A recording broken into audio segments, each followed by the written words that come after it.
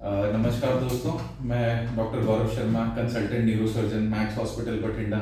आज आपको एक बहुत ही इम्पोर्टेंट टॉपिक, एक बहुत इम्पोर्टेंट विषय के बारे में कुछ बताना चाहता हूँ। यह विषय है ब्रेन ट्यूमर्स, दिमाग का कैंसर, जो सुनने में लगता है कि बहुत ही खतरनाक बीमारी है और जिसको सुनकर अक्सर मरीज के साथ साथ मरीज के साथ वाले अटेंडेंट, उसके घर के लोग भी काफ़ी घबरा जाते हैं। तो आज मैं आपको इसके बारे में कुछ बताना चाहता हूँ। इस वीडियो में मैं आपको ये बताऊंगा कि ब्रेन ट्यूमर क्या होता है, इसके लक्षण क्या होते हैं, और अगर आपको पता लगता है कि आपके नज़दीक या आपके घर में या किसी को ब्रेन ट्यूमर है तो उसमें हमें क्या करना चाहिए, उसका इलाज किस तरह से पॉसिबल है, हमारे पास इलाज के क्या क्या ऑप्शंस होते हैं, इन सब चीज़ों के बारे में शॉर्ट में ब्रीफ में बताऊंगा। ब्रेन ट्यूमर क्या होता है? ब्रेन ट्यूमर एक दिमाग में होने वाली गठान को कहते हैं। ये गठान दो तरह की हो सकती है, जिसको हम बोलते हैं कि मेडिकल लैंग्वेज में कि बिनाइन है या मैलिग्नेंट है, जिसका सिंपल लैंग्वेज में मतलब है कि ये गठान कैंसर वाली भी हो सकती है और बिना कैंसर की भी हो सकती है। तो हर ब्रेन ट्यूमर कैंसर नहीं होता।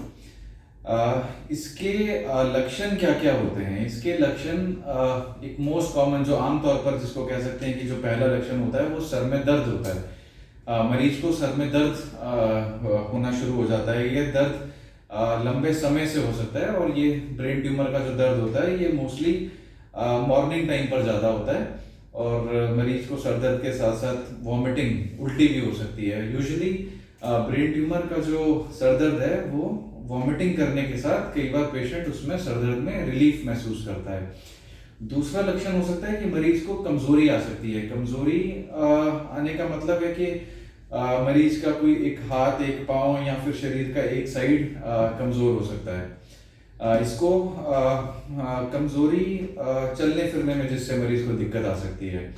इसके अलावा अगर ये ब्रेन ट्यूमर उस जगह पर है जहाँ पर आदमी का बोलने का, दिमाग में जो बोलने का एक सेंटर है जहाँ से आदमी इंसान बोलता है, अगर उस जगह पे ये ब्रेन ट्यूमर है, उस जगह पर ये ट्यूमर दबाव डालता है तो मरीज को बोलने में दिक्कत आ सकती है।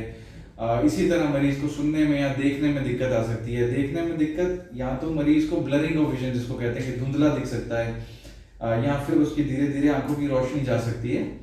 तो ये भी ब्रेन ट्यूमर के लक्षण हो सकते हैं। इसके अलावा मरीज को चलने में दिक्कत आ सकती है। मरीज के चलने में हो सकता है उसको बैलेंस करने में मरीज को दिक्कत आ रही हो। मरीज चलते हुए बैलेंस बैलेंस नहीं बनता, जिससे मरीज को लगता है कि वो गिर सकता है चलते हुए। इसके अलावा मरीज को दौरे की शिकायत आ सकती है। कई बार तो मरीज दौरे की शिकायत के साथ ही आता है और हम जब उसको जांच करते हैं तो उसमें हमें पता लगता है कि उसको ब्रेन ट्यूमर है।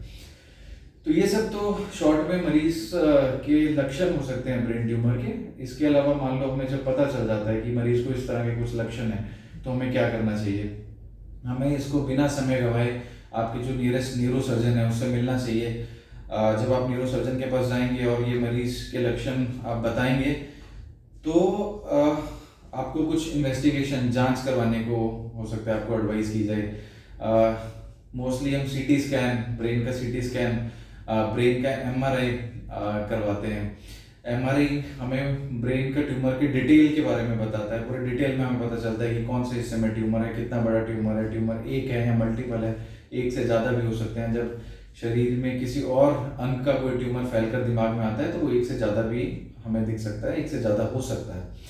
इसके अलावा कई बार अगर हमको लगता है कि इस तरह की कोई प्रॉब्लम है कि शरीर के किसी और अंग से ट्यूमर फैलकर दिमाग में आया है, तो कई बार एक पेट स्कैन, जिससे हमारे पूरे शरीर का, जिसको पेट सीटी बोलते हैं, उसमें हम पेट स्कैन भी एडवाइस कर सकते हैं, जिसमें पेट स्कैन में हमें पता लगता है कि दिमाग के अलावा ये ट्यूमर और कहाँ कहाँ पर है, फैला हुआ है।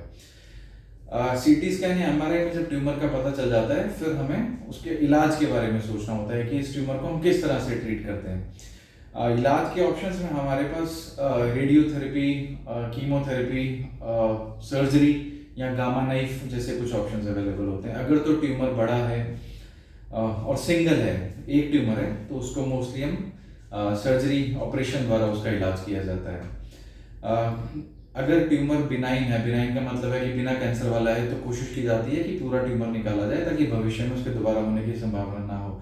अगर ट्यूमर कैंसरस है या फिर एक से ज़्यादा गांठें हैं दिमाग में, तो हो सकता है कि अगर ट्यूमर बहुत बड़ा है और कैंसरस है तो ट्यूमर को पूरी तरह निकालना संभव नहीं होता।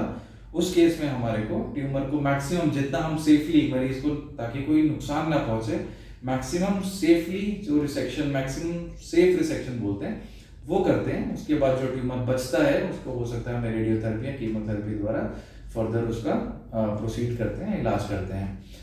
अगर ट्यूमर छोटा है, कुछ इस तरह के ट्यूमर होते हैं कि 2.5 सेंटीमीटर से छोटा ट्यूमर है या 2.5 सेंटीमीटर का ट्यूमर है, तो उन ट्यूमर्स को हम गामा नाइफ, एक ट्रीटमेंट ऑप्शन होता है जो बिना सर्जरी के किया जाता है, उससे भी करना कुछ ट्यूमर्स में संभव होता है। तो ये तो इसके इलाज के कुछ ऑप्शंस हो गए।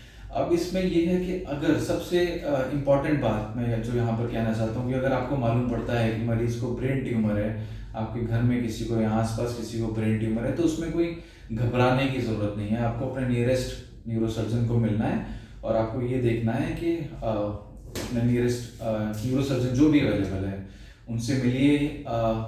जांच में हम ये देखेंगे कि वो किस तरह का ट्यूमर है, वो कैंसर वाला है या बिना कैंसर वाला है। तो घबराने की बजाय उसको आगे इन्वेस्टिगेट करके, जांच करके पता करना कि वो ट्यूमर किस तरह का है। अगर बिनाइन है तो हो सकता है कि उस ट्यूमर को पूरी तरह निकाल दिया जाए और वो आगे मरीज को नुकसान ना करे और जिंदगी मरीज को पूरी जो उसकी है वो मिल सकती है। अगर ट्यूमर कैंसरस है तो उसको भी हमारे पास इतनी लेटेस्ट टेक्नोलॉजीज अवेलेबल हैं कि हम ऑपरेशन करके उसके बाद कीमो रेडियोथेरेपी जो भी उस टाइम मरीज के लिए सही होता है वो करके मरीज की जिंदगी बचाई जा सकती है और एक लंबी जिंदगी दी जा सकती है। तो ब्रेन ट्यूमर से घबराइए नहीं और उसका सही तरीके से इलाज कराइए। इसके अलावा और भी आगे हम जो फ्यूचर में हमारी ऐसी कुछ इन्फॉर्मेटिव वीडियोस आती रहेंगी, उसके लिए आप हमारे चैनल को सब्सक्राइब कर सकते हैं और शेयर कर सकते हैं। Thank you.